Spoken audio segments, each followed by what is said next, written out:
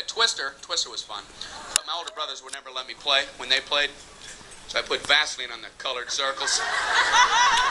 Left leg, broke it. Should have let me play. I said please.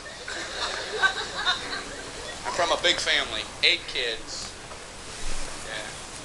We had to call our stuff in the house every day. You have to call your possessions, claim your territory. Like if you got up from your chair to make a sandwich, you had to claim it. You know, I call that chair. That's what we would do. I call that chair. It's my chair. I call that chair. Hey, when I get back, that's mine because I called it. I call that chair. I didn't realize this only worked at home. I thought this was a universal system, you know. My first day in school was very strange. I call this desk. I call this desk. My teacher's like, yes, we all do, Brian. I'm like, grabbing onto it. I don't know why we did it home anyway, because my older brothers always took whatever they wanted. Like when we were all getting in the car, I knew where I was going to end up sitting, so I would pretend like I wanted that. Back seat in the middle, my feet on the hump. I called it, get off the hump. Hey, my hump. I believe the hump is mine. I think my parents were kind of worried about me. He's calling the hump, Walt. He shouldn't want the hump. As long as they ain't fighting. Hump's good, right, Ron? Oh, the hump's good, yeah. You like the hump. I love the hump. I'm the hump boy. I'm riding the hump to Disney World.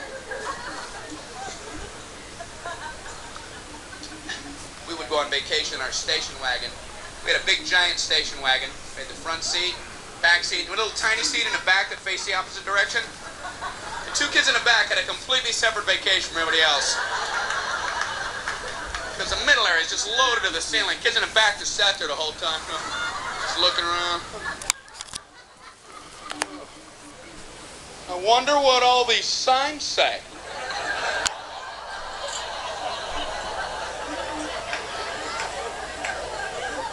And you'd spend most of the trip trying not to make eye contact with the cars that came up close behind you. You know, you're looking at them, oh, he's kind of concerned. Oh, there he is, okay.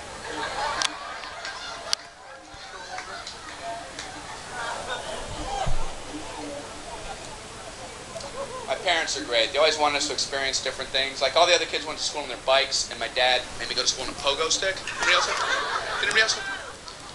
I was always late, you know, because I had a basket on there. I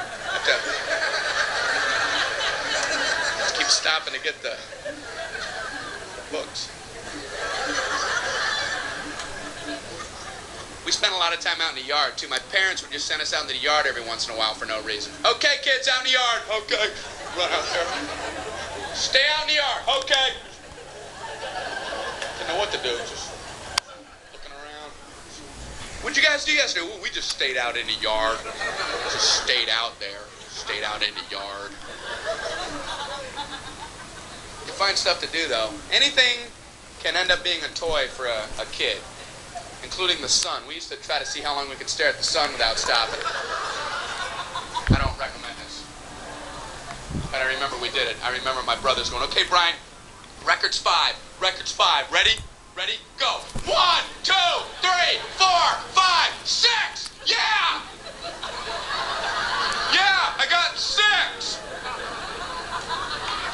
I got 6. I got 6 at the sun stare.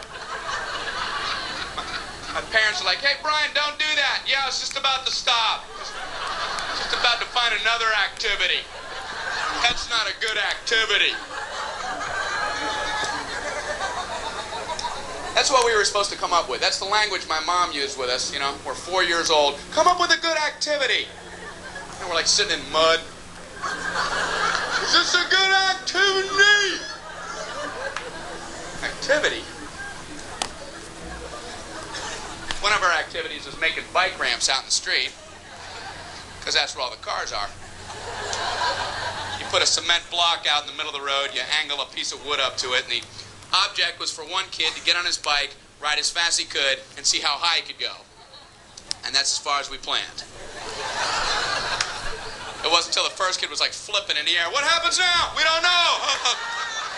He'd hit a mailbox. We had a bunch of 9-year-old paramedics running up. We didn't know what to do. We get up there. Oh, oh.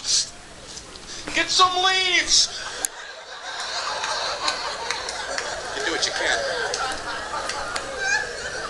Hey, that was the easy part. The hard part was being the kid that got sent in first to calm mom down before you dragged in the actual banged up brother. You'd have to be the point man, you know? Go tell mom. Oh, no. It's your turn. Oh. So you'd have to run in. Hey, mom. Okay. Everything's fine. You know, she bought that. Yeah. Everything's fine. I just want to run in at full speed and, you know, say hi and okay, so, oh, you know Kevin. Oh, okay, of course, okay. Well, you know how, like, his right arm, usually it bends, usually it would bend like that? Okay, it's not bending like that right now. And it's no big deal, because we already looked at it, but we were thinking, since you said that you had to go get milk later anyway, so we were thinking since you have to go anyway, then we were all thinking if when you go, if you just might want to take him to the hospital.